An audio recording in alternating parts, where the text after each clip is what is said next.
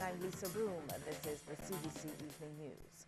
Prime Minister Fendel Stewart wants the Queen Elizabeth Hospital transformed into a centre of excellence for the Caribbean. He says the QEH continues to strive for high standards of quality, most recently through the periodic reviewing of plant and equipment. The Cabinet of Barbados in 2009 agreed that the board should secure a loan in the sum of $60 million for the recapitalization of the QEH, to replace worn and obsolete equipment, to rehabilitate the plant, and to facilitate the reorganization of services and departments. The electrical upgrade of the QEH became the most important and single largest project undertaken in the recapitalization program. Prime Minister Stewart says staff is essential to the hospital, noting there are close to 2,000 people employed there. 19 of them were recognized for their service at the 50th anniversary gala and awards ceremony. Even the outstanding contributions of those who will be receiving awards tonight cannot be considered solo performances. It is therefore imperative that the true value of all employees be recognized. All of these persons, along with other support staff, have made the efforts of the pioneers and innovators the success we tonight so proudly celebrate. Prime Minister Fendel Stewart has reiterated government's unwavering commitment to the University of the West Indies, even in these challenging economic times. He did so recently during a courtesy call at Illawarra Court with outgoing Vice-Chancellor of the University of the West Indies, Professor E. Nigel Harris. Mr. Stewart said government has had to modify its financial relationship with the university because of the difficult economic period. He continued, quote, "We have never slackened our commitment to the University of the West Indies. We just got caught up with the economic downturn, and the entire region has been battered by it. All of the heads of government are feeling the pressure of the economic situation," end quote. Professor Harris said the university's administrators were empathetic towards government's challenges and expressed the hope that the economic situation would improve. He added that during his tenure as Vice-Chancellor, the Barbados government had been very positive in its assistance and intentions to assist the university. The Education Minister, Ronald Jones, is again appealing to teachers to rethink their position and correct the CXC school-based assessments, better known as SBAs. He made the plea during a branch meeting of the Democratic Labour Party's St. Michael's South constituency. Mr. Jones said it's not about him or the Ministry of Education, but about the students. I'm not telling them not to heed their union's call. I wouldn't tell them that. These are things of conscience sometimes, but to heed the call of their children, heed the calls of the ones of the faces before them, and don't heap greater, angst, pain on the children. Those children want to know that their SBAs are corrected, that they're marked, and that the marks are in fact passed. The Education Minister explains if the SBAs are not submitted to CXC on time, it puts the students' grades at risk. If your SBA doesn't reach the Caribbean Examination Council in the time that it should reach, even though you go and do what I call the theoretical component, because of the non-submission, it is as though you have not done the exam. Because the two parts go together in those subjects. Just this weekend, BSTU President Mary Ann Redmond contended that the teachers were being exploited by the Caribbean Examinations Council by having to correct SBAs. Ms. Redmond said they had been negotiating with the Ministry of Education and the CXC on the issue since 2006. There's more support tonight for Barbados' move to Republican status. Education Minister Ronald Jones argues that it's about time it takes place. Shane Seeley has that story. As a nationalist and a regionalist, I know it is a journey that we have to make. Education Minister Ronald Jones supporting recent pronouncements from Prime Minister Frendel Stewart advancing the idea of Barbados becoming a republic. He says there should be some form of debate on the matter to educate the masses about such a move. I wouldn't want to stifle debate because in a democracy, debate should happen. But it can't be debate which is set out or set up to frighten the populace, to frighten those who don't know, those who don't understand. He told the branch meeting of the Democratic Labour Party's St. Michael South constituency that the idea is nothing new. I believe that if he had not passed at the time that he did, he would have moved this country into a republic. That is my view. Because it was staged development. And the Education Minister believes it's a move that the opposition would also support. One of the good things, and I'm watching carefully to see the posture taken by the other side. I'm watching because one of the things that I clearly remember is that they said that Barbados should become a republic. Mr. Jones is assuring citizens that going the route of a republic will not impact their standard of living, nor will it lead to any economic fallout for Barbados. Shane Seeley, CBC News. Shane, thank you. Predial larceny remains a vexing issue and is one Minister of Agriculture, Dr. David Estwick, says shouldn't be left to government alone. He sees room for a collaborative effort in the fight.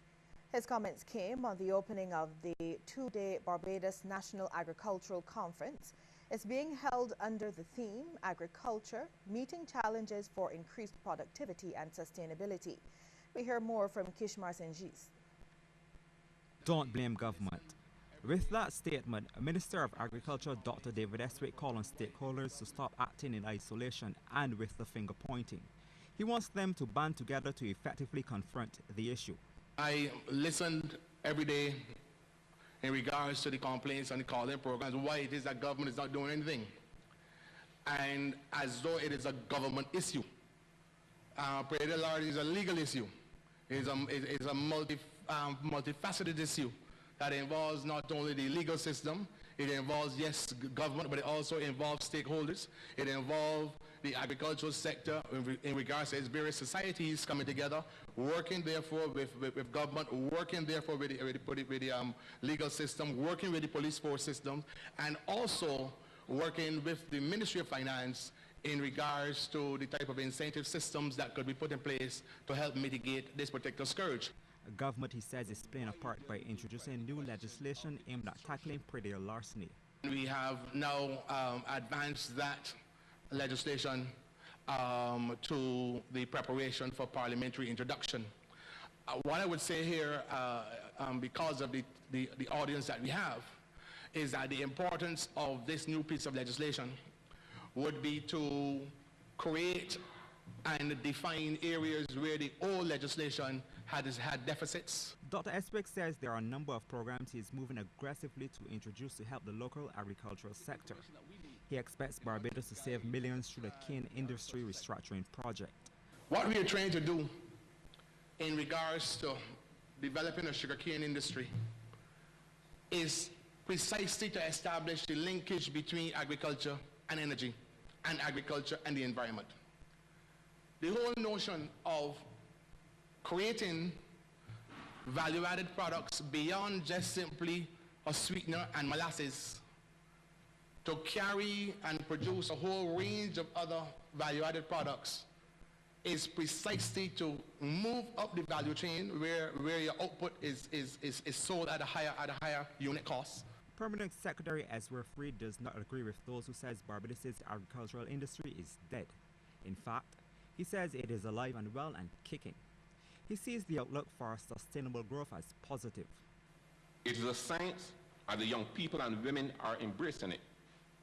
The reason why there are some who will stand by the wayside and call the calling programs and say that nothing is going on in agriculture and that agriculture is dead may be a result of something, I must say, that the ministry might have fallen down on for some time. The Barbados National Agricultural Conference 2015 continues tomorrow at the Savannah Hotel. Kishmar Sanjus, CBC News. Thanks, Kishmar. We'll have more news after the break, but first we want to get your take on this question. Do you think teachers are doing the right thing in their dispute with the CXC? Text yes or no to short code 8111. You'll have the results at the end of the news.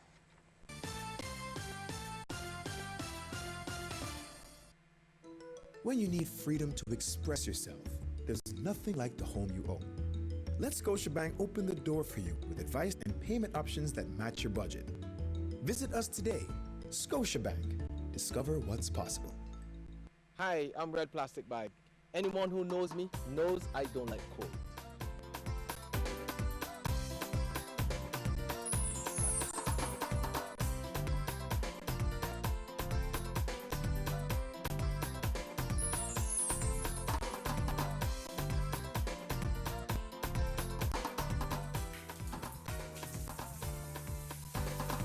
Sunshine reigns in my country. I love it.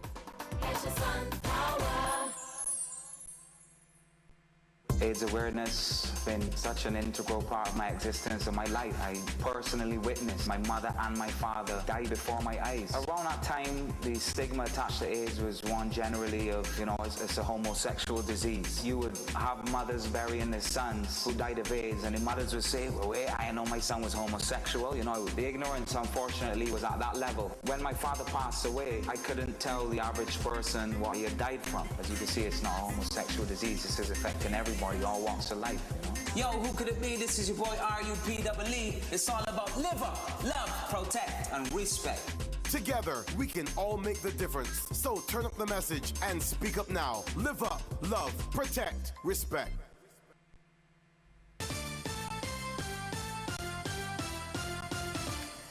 Attorney General Adriel Brathwaite describes the current legislation which dictates how a juvenile should be sentenced or charged as shameful. He says it's time for a complete overhaul of the juvenile justice system. Mr. Brathwaite says he should be in possession of a draft juvenile justice bill within a few weeks. Among the things it will address is the acceptable minimum age that a child can be held accountable for a crime. He was speaking during the press launch of the National Conference on Juvenile Justice, which will be held between April 21st and 23rd. One of his concerns is the fact that a juvenile can be sentenced to 3 years at the government industrial school for an offense like wandering, while an adult on a more serious charge faces less time. It's a bit disgraceful that in modern Barbados that you can have an adult charged with wounding, for example, and be sentenced for 18 months. And so you can have a young boy or young girl who's having difficulty at home and is charged for wandering and is placed in the government industrial school for 3 years. That does not make a lot of sense. And yes, we're going to change that. Our modern legislation will address that. Mr. Brathwaite says under the new legislation, it will be mandatory for a parent to play a role in the life of their child while incarcerated.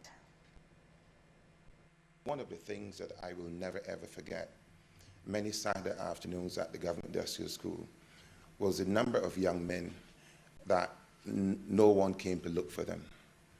That neither a father, a mother, an aunt, a grandmother, no one came to look for them and stuff. And we're going to use this opportunity also to educate parents, families, of how important it is for them to play a role, and a continuous role in the lives of these young people. Meanwhile, principal of the Government Industrial School, Erwin Leacock, says juveniles are being sent to that institution for some very serious crimes. He says they have seen this trend over the past several months. We've been getting a lot more offenses of violent nature. Nevertheless, the traditional offenses are still prevalent. The issue of wandering, which is one that it is observable more so among girls.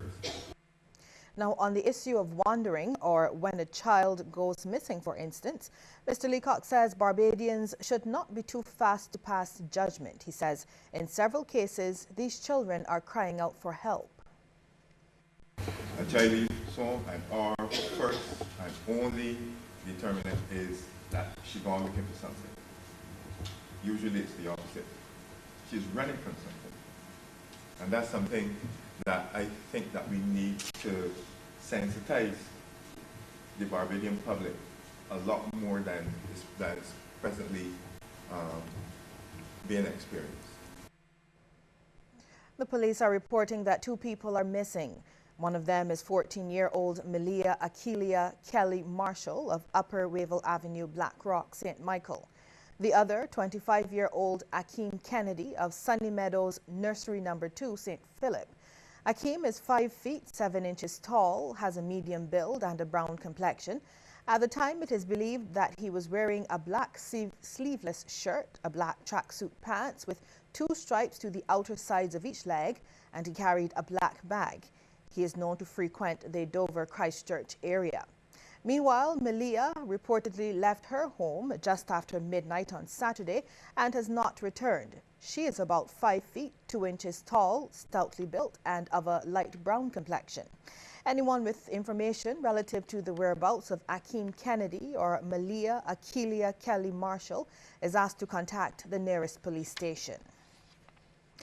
And police are investigating the circumstances surrounding the unnatural death of a St. Michael man. Dead is 41-year-old Erskine Gunning of Paddock Road.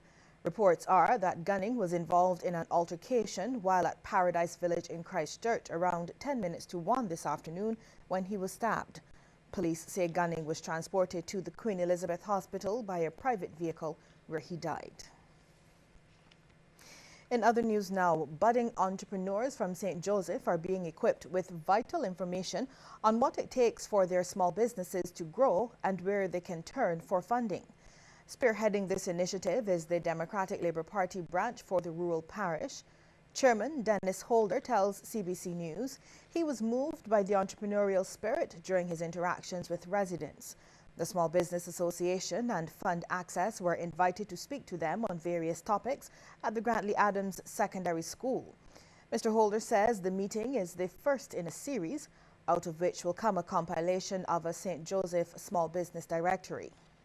That would contain the names of all those persons in St. Joseph who are into some form of business, whether it be the producing of chickens, agricultural work, plumbing, carpentry, masonry, whatever that business is, whatever you are capable of doing, you will be able to have your name listed in this directory. The directory will be available when completed in about a 4 to 6 month period from the post office, from the library, and it will also be available in certain supermarkets throughout the constituency. Well, if you think social commentary is a dying art form, think again. Scores of youngsters are signing up for workshops at the National Cultural Foundation. This time around, seasoned performers and several newcomers are learning how to write their own material. Shane Seeley has more. The Mighty Gabby and Crystal Cummins Beckles, teaching young Calypsonians about the art of writing.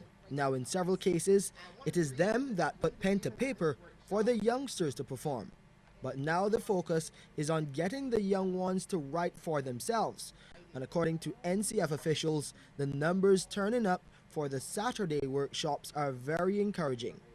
Festival events planner Kieran Pestina says the future for social commentary is bright. Very much so, and even in the past, when you go to the Junior Monarch tents, people are amazed to see the kids singing, how well they perform and so, and these workshops is what build them up to what you see on stage, but Junior Monarch is very much alive. However, there is a noticeable fall off in the numbers transferring to the big stage for Pick of the Crop. Anthony Sargent is a co-producer of the Junior Monarch competition, and he believes the schools need to be more involved, like what's seen in Trinidad and Tobago and the competition there. It happened on a school day. It was a Monday. Children came out to support their friends and their mates in school uniform. I like the idea of having the performances taking place during school time, we can encourage that school participation. And the young Calypsonians say the workshop really helps to develop their craft. Well, I think it would assist us in both songwriting and stage performance, and I think that all children that want to sing in junior minor should actually attend the workshops to improve themselves as Calypsonians. I think that the workshop is very developmental in teaching me how to perfect my singing and performing. Most of us are learning some new things, even the seniors, how to write songs. It is very interesting how Auntie Crystal approaches us with the idea. I hope that children who would like to get better in their singing, especially calypso, soca, that the workshop be a good place to help them start. And former pick of the crop monarch, the mighty Gabby, believes this shows that calypso is a survivor and gives children more freedom of expression. Some of them at 10 and 11 years old could tell you about politics. They can tell you about pollution. They can tell you about road damage or road repairs or bullying in schools, etc., etc. So they're not fools in any form or fashion. And so we must never underestimate how they feel about subjects. So I believe that once we guide them in the right direction, that the calypso will be in good hands. The next workshop will be held at Queen's Park Steel Shed next Saturday. Shane Seeley, CBC News. Thanks again, Shane. Well, still to come, a look at some of the stories making headlines across the region. But first, here is a reminder that we want to hear from you on this question. Do you think teachers are doing the right thing in their dispute with CXC? Text yes or no to short code 8111. We'll have the results for you